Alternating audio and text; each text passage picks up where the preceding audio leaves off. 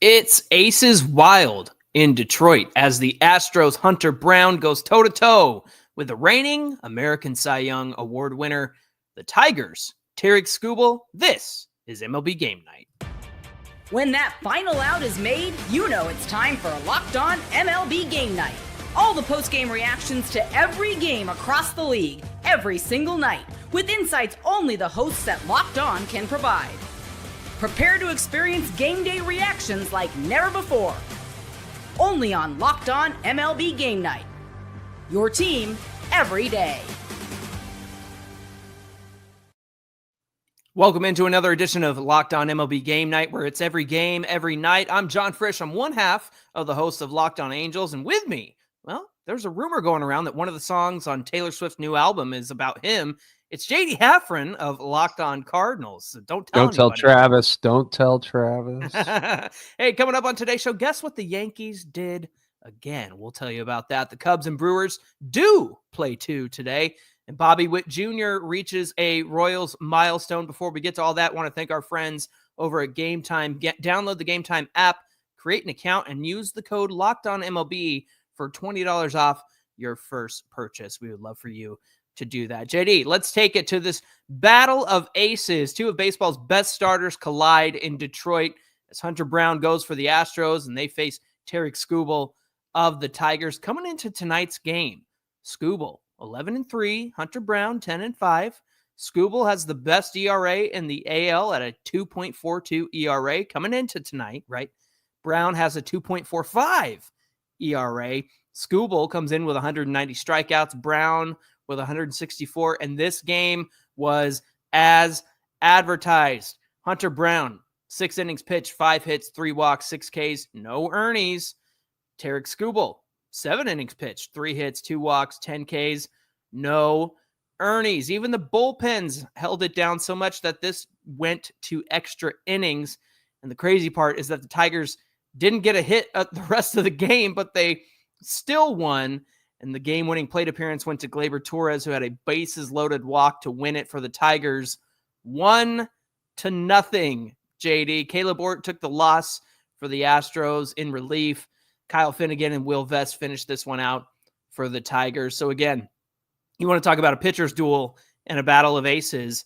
This was exactly what it was. Again, a 1-0 victory in extra innings for the Tigers. Now, let's turn it over to Brett from Locked On Astros, who understands that this pitching matchup, wouldn't favor the Astros offense, but he's not pleased with their performance the last couple of games.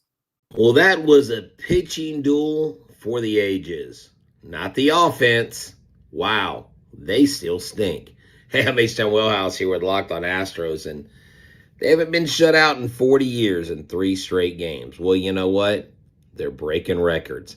And the Seattle Mariners still lost again. And the Seattle Mariners are still a game and a half behind the Astros that look like an absolute disaster at the plate. Look, I get it was Tarik Skubal, but what are your excuses the previous 3 shutouts?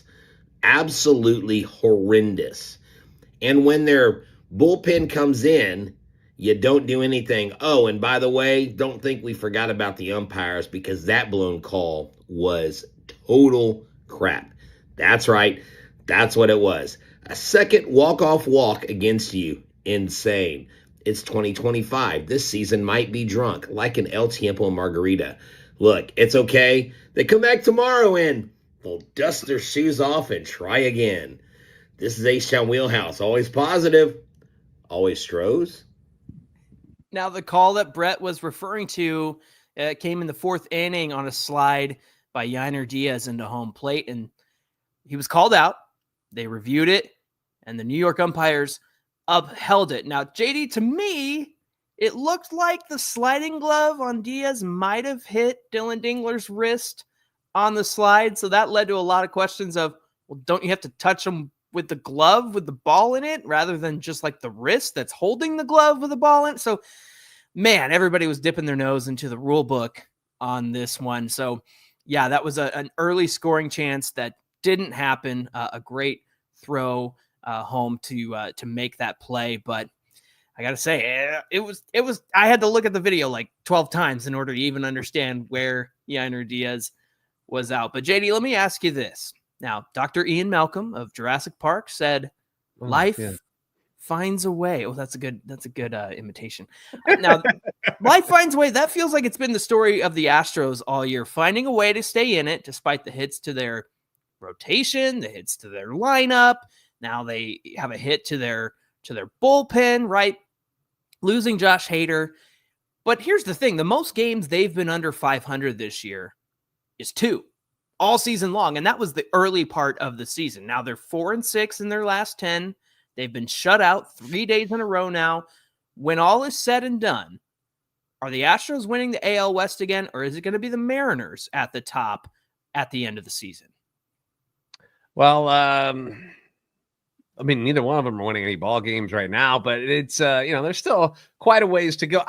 It's hard for me to think that the Mariners, if they stay healthy, won't be the better team just because I kind of trust their starting rotation more.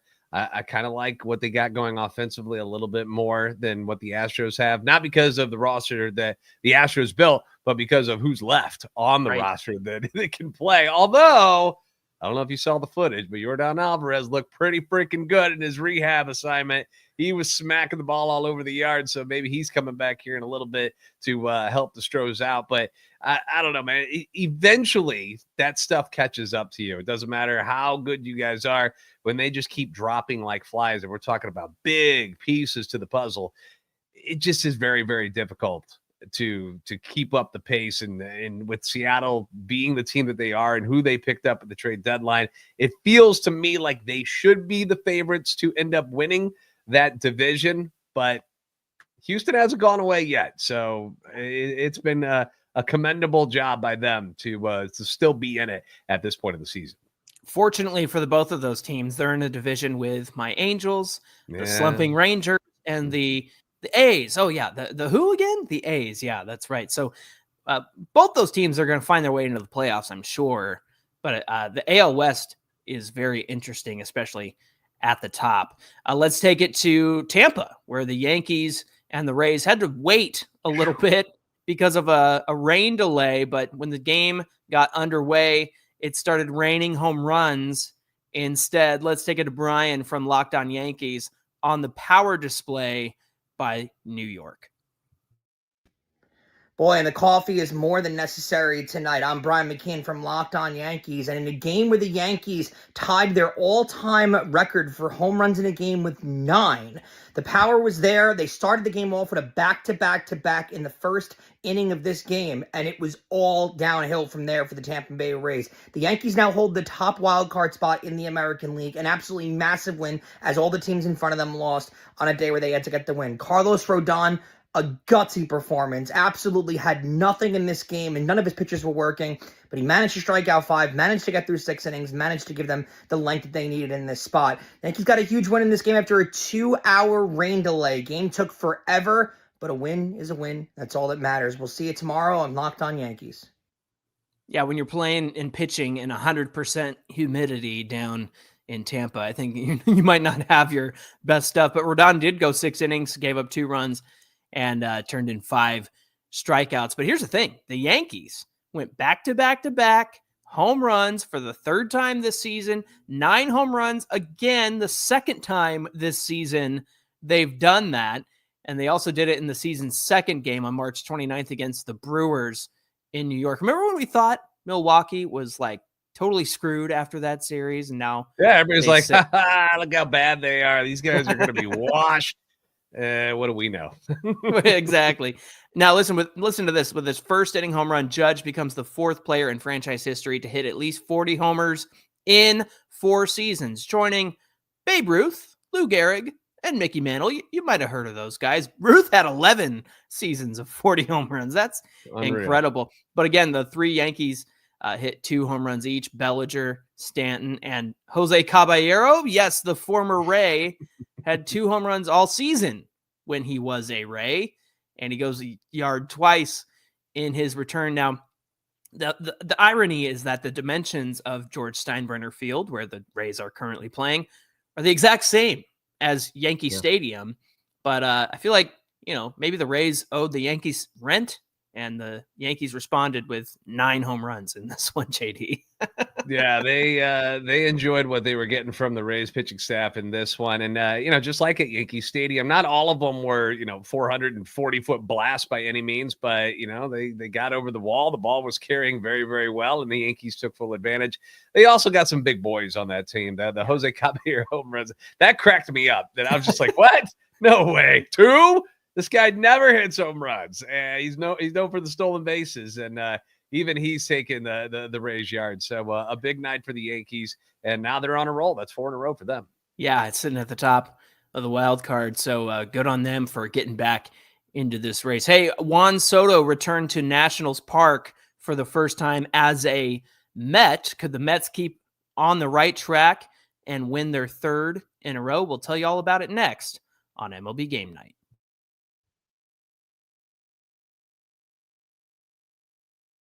Today's show being brought to you by Game Time. Now, have you ever decided at the last minute that you're just, you know what, I'm feeling like I got to get out, got to go to the ball game, grab a friend, grab a family member. Maybe it's game day. You suddenly realize, you know what, it'd be cool to be in the stands. We got a beautiful day outside. Well, that's exactly when Game Time comes in. It's the easiest way to grab last minute tickets, and you get to do it without the stress. With the money you save on the tickets, that means you can splurge on other things like food and beverages, merchandise. Maybe you want to invite a bigger group to come out with you. I mean, if you're a giver, why not?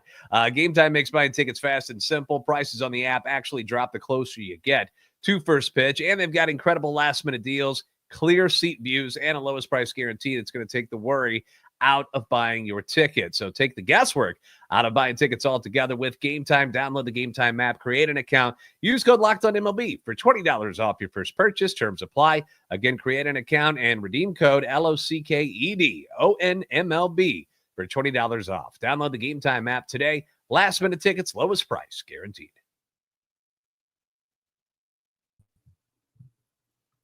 Keeping it going on an MLB game night, we're taking it to the Mets, meeting the Nationals in D.C. as Juan Soto returns to his old stomping grounds at Nationals Park in the Mets uniform for the first time. Now, he did go there as a Padre and as a Yankee last year, but this time he's wearing the other New York team.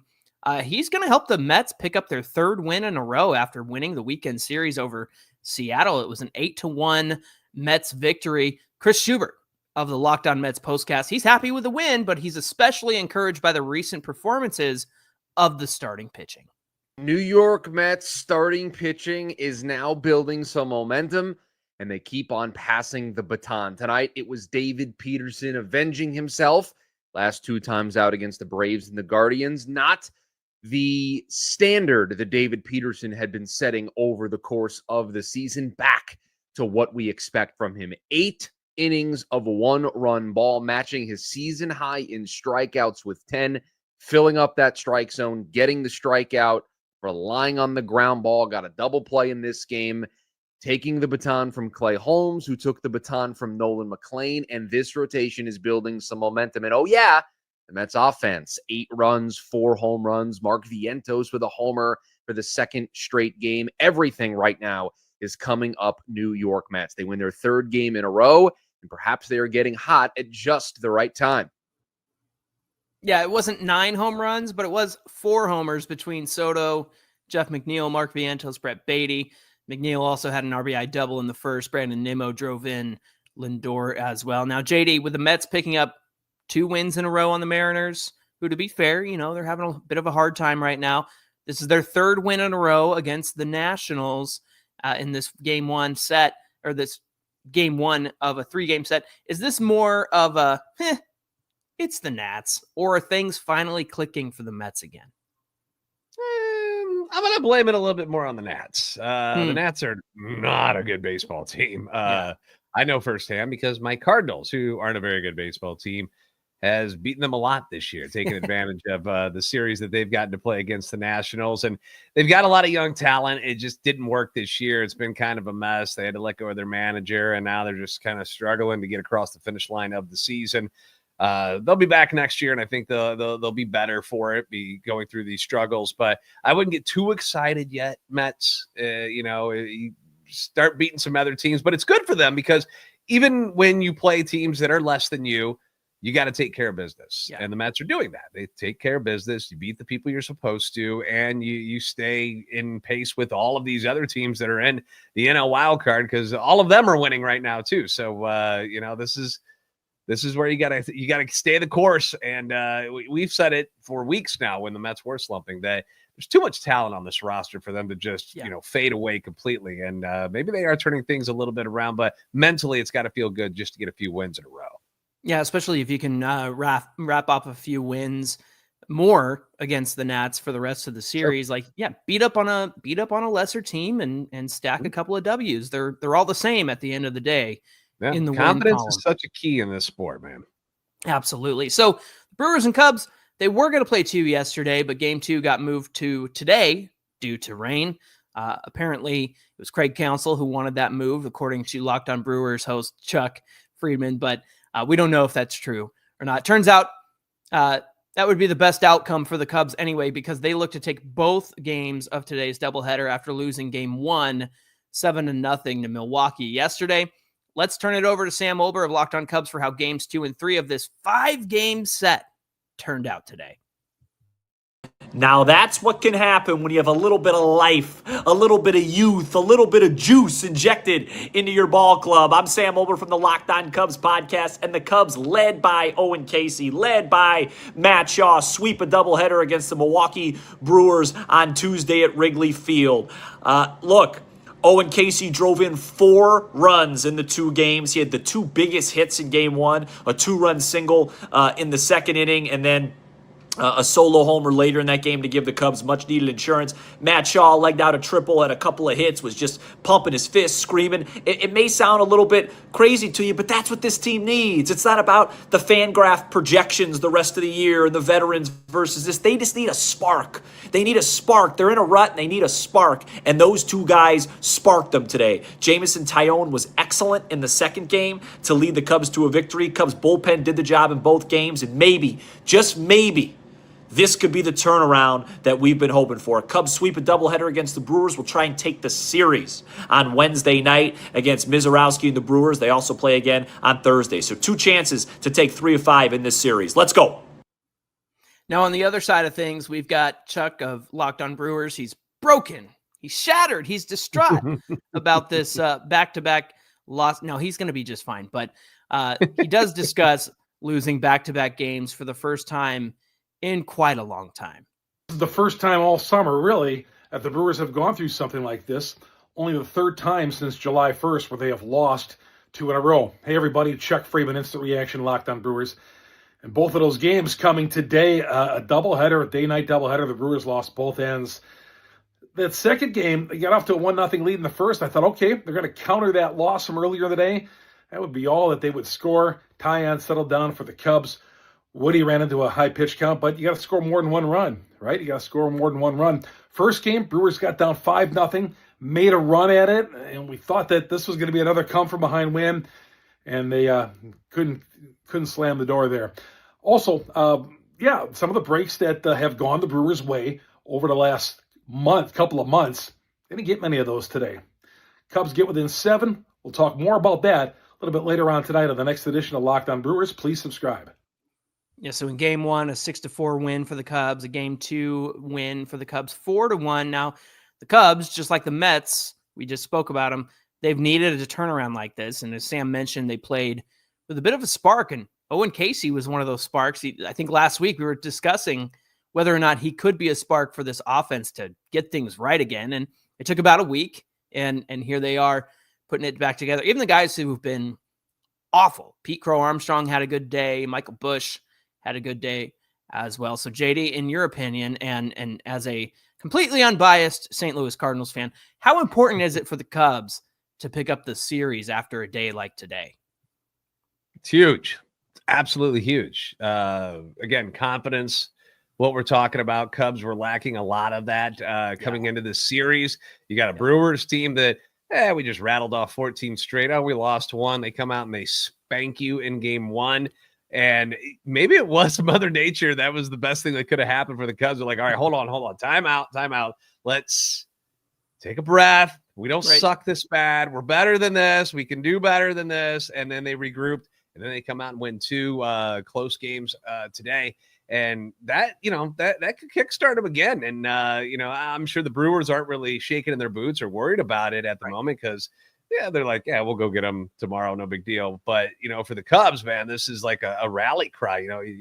Sam was sitting there talking about screaming, going around the bases and like, it's stuff like that. Sometimes you just got to break out of your funk and you just got to break out of that shell and like quit moping around. And finally you get somebody that is willing to, you see the football players do it all the time, smacking each other on the head. Like, come on, wake up, let's go. Right. And maybe this was the wake up call that the Cubs needed. So it should make things more interesting over the next couple of days. I'm sure it will. Yeah, they're certainly hoping that it will as well. And again, a 5-game set because they did have that makeup game. So it'll be interesting to see. And you how get that plays Chicago crowd behind you too. Yeah. Because I mean, they're creatures. Oh my gosh, they're the 10th man out there when you're fielding 9. Like it's it can get pretty rowdy out there, and you get that kind of energy. And I've seen it, man. The Cubs can explode on you very, very quickly. So I'd be a little cautious going into tomorrow's matchup. Absolutely. Hey, the top of the National League West is such a tight race, and we're going to tell you how the first place Dodgers and the second place Padres did next on MLB Game Night.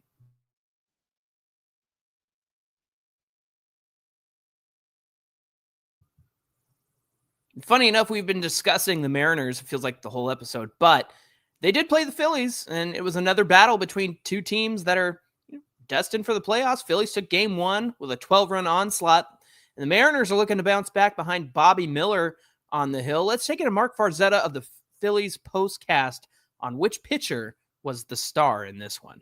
Philadelphia Phillies pick up a 6-4 win over the Seattle Mariners to take the first 2 games of their 3-game set in South Philadelphia. First and foremost, Christopher Sanchez, a star in this one, 12 strikeouts and kept the Mariners bats at bay through 6 1/3, allowing just 1 run while he was in the game. But unfortunately, the last batter he faced, he walked before Rob Thompson took him out, gave way to Orion Kerkering, who allowed 3 runs to score. One of those runs charged to Christopher Sanchez. His line closes at 6 1/3, 2 runs, and those 12 strikeouts, matching a career high. 7 of those strikeouts came by way of his devastating changeup. When the score was tied at 4, you'd go into the 8th inning. Bryce Harper would get a leadoff single, followed by JT Realmuto hitting a moonshot of a home run, his second homer in as many nights. This 2-run shot put the Phillies in front 6-4, 431 feet over the left center field wall to grab the Phillies the lead for good. Yeah, Sanchez has been excellent for Philly all season long. So, they're going to be fine with Zach Wheeler. Well, time will tell. But between Ranger Suarez and Christopher Sanchez, they're doing just fine. So, meanwhile, Bryce Miller got tagged for 4 runs and 2 home runs from Schwarber and Bryson Stott in the 5th innings, but he didn't factor into the decisions. Mariners got a nice day from Eugenio Suarez. Finally had 3 knocks and 2 RBIs, but the team goes 2 for 11 with runners in scoring position. 4 straight losses for the Mariners. Oh, darn. And, they're lucky the Astros are also struggling. So no ground lost here really in the division. And they're still just a game and a half back and resting in that 3rd AL wild card spot. Let's take it to the A's meeting the Twins in Minnesota. Not the best night for Twins starter Joe Ryan against the Athletics A's. And Jacob Lopez stymied the Twins on Tuesday evening at Target Field 6-3.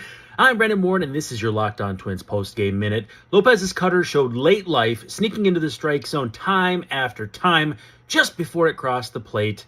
Lopez also showed why he came into the start with 24 straight scoreless innings, though the Twins did break that up in the bottom of the 2nd when Matt Wallner doubled home Brooks Lee, gave the Twins a short-lived 1-0 lead. Joe Ryan didn't exactly have it tonight, but his defense also didn't do him many favors as he went just 4 innings while allowing 5 runs. Only 2, though, were earned. He left after 4 innings, largely due to throwing a career-high 39 pitches in the 4th, many of which were the high-stress variety. On the offensive end, Ryan Jeffers and Brooks Lee both hit home runs. Lee has a stellar .936 OPS over his last 6 games, with 5 of his 6 hits going for extra bases. How about that? Twins might have a shortstop on their hands. Fun fact, although it's not that fun, Joe Ryan fell to 34-9 in his career when the Twins score first in his starts. Up next, Bailey Ober on the mound against JT Ginn of the Athletics. First pitch, 6:40 p.m. Wednesday evening at Target Field. We'll have full coverage of it. This is Locked On Twins. Brandon couldn't wait to get in on the conversation, but he did point to Jacob Lopez. He just butt in like that. Calm down. Turn. Rude.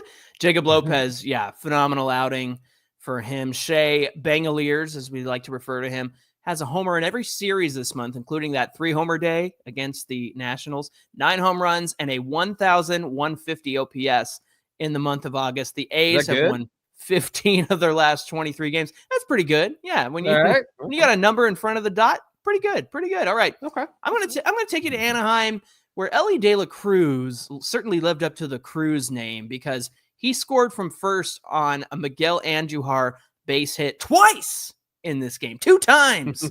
The man's got wheels, and he showed them off in Anaheim. The Reds were able to beat the Angels 6-4. Let's take it to Jeff Carr, who's got the details on how the Reds came through with another win in Anaheim. Tony Santillan saves what the lineup provides in the ninth. What's up? This is Jeff Carr from the Locked On Reds podcast. And the Reds had led 4-1 for most of this ball game. Gave up the lead in the 8th inning. Luis May with another master disaster class. That dude does not know where his pitches are going. Every time he winds up, I'm just like, please throw a strike, please throw a strike, please throw a strike. Strike, okay. Whew. But he gave up the game-tying home run to Joe Adell after there were some inherited runners that were allowed to score in the 7th inning. Oh, and Joe Adell hit a home run in the 7th inning as well. It was an overall not great late game performance by a couple of guys, but Tony Santillan shut the door. 4 saves now for him on the season. Love to see the way that he's been pitching for this Reds bullpen. And not to be outdone, I mean, there were some great at-bats in the 9th inning, and there was a key pinch hit appearance there. Matt McLain taken out with runners on 2nd and 3rd, and Will Benson brought in. He draws the walk, loads the bases, and then TJ Friedl hits a sac fly to give the Reds the lead at 5-4. And then Gavin Lux with a nice little single to give the Reds an insurance run as well. So it was good to see the comeback, good to see the win. See a sweep tomorrow. Let's hope. Yeah, Kenley Jansen came in the 9th to try to keep it tied. Unfortunately, it was a rare blown opportunity for Kenley Jansen. But if you're unaware, Joe Adell is having a breakout season. I know the Angels took the L, but Jeff mentioned it. 2 home runs in back-to-back plate appearances. He's got 28 on the season so far. JD, take us to Miami as the Cardinals met the Marlins. Welcome to Miami. Cardinals snapped their 5-game losing streak on Monday. Feeling pretty good about that. They had their rookie Michael McGreevy on the bump against Edward Cabrera, who we know it can be pretty dominating at times, although he just got hit pretty hard in his last outing. So the Cardinals, who had just seen him not all that long ago, hoping to maybe pick up something from the devastation that Cleveland did to Cabrera. I think that's who he was pitching against. And the Cardinals offense, they broke out a bit with that double-digit hit total in Game 1. They stayed hot in this one as well with 12 more hits led by Ivan Herrera, who went 2 for 5 with 3 RBIs and a stolen base. Rookie Thomas Ajaysi was 3 for 4. He's been heating up recently since getting more playing time due to the injuries that have happened to Nolan Arenado and Brendan Donovan, but it's working out for him because he's starting to get more comfortable in the batter's box, and it's showing up. It's showing up in the box score. The Cardinals' first 11 hits in this game, all singles, John, which is crazy. And they did not get an extra base hit until Alec Burleson doubled leading off the 9th inning. So death by 1,000 cuts is kind of how they attacked the Marlins in this one, which is fine by me. Whatever you got to do to win. They're not a power hitting team, so it makes more sense to do it that way. Michael McGreevy goes 6 innings, allows 6 runs, but only 4 were earned thanks to his own throwing error. It was on him. Can't blame anybody else. Shouldn't that be an earned run for him if it's his own fault? Exactly. You brought that up before, and I'm like, I guess not. But yeah, he threw it away at third base when he caught a runner in between third and home and just airmailed it. So that's how that happened. But it was another what I deem unspectacular yet effective start to push his record to 5-2 on the season. Cabrera, he only lasted 4 1/3 in this one. 6 runs, 4 of his were earned on 11 hits. Xavier Edwards 2 for 4 with 2 runs. Cards will go for the sweep on Wednesday. Let me take you to the desert where the Guardians took Game 1 against the Diamondbacks on Monday night. Unfortunately for them, they fell to the Diamondbacks 6-5. Lourdes Gurriel Jr. had a great night, a 3 RBI night. He's the one who ended up breaking up the 4-4 tie late in the game. The Guardians did manage to get one back in the 8th, thanks to Austin Hedges, but just wasn't enough as the Diamondbacks were able to close the door and win this one 6-5. JD, take us to Pittsburgh, my friend. Blue Jays were able to pounce on the Pirates early in this one. They scored 3 in the first, 2 in the second on a George Springer's 20th home run of the season. He's now got hits in all 4 games since returning from missing just over 2 weeks. He was in the concussion IL, so feeling much better, obviously. Alejandro Kirk, 3 for 5, 3 ribbies. And 41-year-old Max Scherzer, I believe he's 41, has been quite the boost to the rotation. 6 innings in this one of 1-run ball. Last 4 outings, he's gone at least 6 innings each and has a 1.80 ERA over 25 frames. Blue Jays take this one 7-3 over Pittsburgh. And the Orioles met the Red Sox in Boston. This one went extras as it was a 4-3 Orioles victory. They played spoiler for the Red Sox on Monday night because of Trevor Rogers on the mound, and they continued that on Tuesday night. And the Red Sox, for their part, they got some help from their new arrival, Nathaniel Lowe. He came over from the Nationals after they DFA'd him last week. He did make an impact in this one. He had a game-tying 2-run homer in the bottom of the 9th, but it was the Orioles who scored the Manfred Man on second base in the 11th inning. Red Sox were able to get Nate Eaton over to third with a sac bunt, but a flyout from Roman Anthony and a pop-out from Alex Bregman ended this one 4-3 in favor of the Orioles. Dodgers and Rockies. After the Rockies won their 4th in a row with a walk-off hit against the Dodgers, the boys in blue look to get their revenge in game 2. Here's Harry Ruiz of Locked On Dodgers on if they could get that sweet, sweet revenge in Colorado. They took an L, but Tuesday night they bounced back. The Dodgers were flat in game 1 against the Rockies, but in game 2, every single player in the starting lineup ended up with at least 1 hit, including 6 of them having multi-hit efforts led by Alex Call, who had 4 hits and his first home run wearing Dodger blue. Emmett Sheehan, he wasn't flashy, but he gave us 6 solid innings to get the job done, and the Dodgers take the win 11-4 to still hold a 2-game lead at the top of the NL West over the Padres. The bats were awake, the pitchers did their thing, order is restored, and the Dodgers are back in the win column. They try to go for 2 in a row at Coors Field on Wednesday as Shohei Ohtani takes the bump before having an off day on Thursday. Yeah, Shohei Ohtani hit his 44th home run of the season. That's pretty good if, you're also a starting pitcher. Hey, a cool baseball moment. Kyle Karros, the son of Dodgers legend Eric Karros, who also does play-by-play for the Dodgers. He was in the house as Kyle Karros hit his first career home run on the Rockies side. But the Dodgers did win this one 11-4. And speaking of the NL West, the Padres hosting the Giants, they had to keep pace with the Dodgers. They had to win against the Giants, and Nick Pivetta was on the mound. And despite giving up a leadoff home run to Jung-Hoo Lee, Pivetta settled in, kept the Giants from scoring, had a great 6 innings pitched, 1 earned run on the solo homer, 10 Ks on the night, and the elite Padres bullpen held it down to keep it 5-1. Finally, or no, not finally. Let me take you to Kansas City, where Bobby Witt Jr. made some Royals history. He helped the Kansas City Royals to another win over the Texas Rangers, 5-2. He had his 100th career home run. He's the youngest Royal to get there that quickly.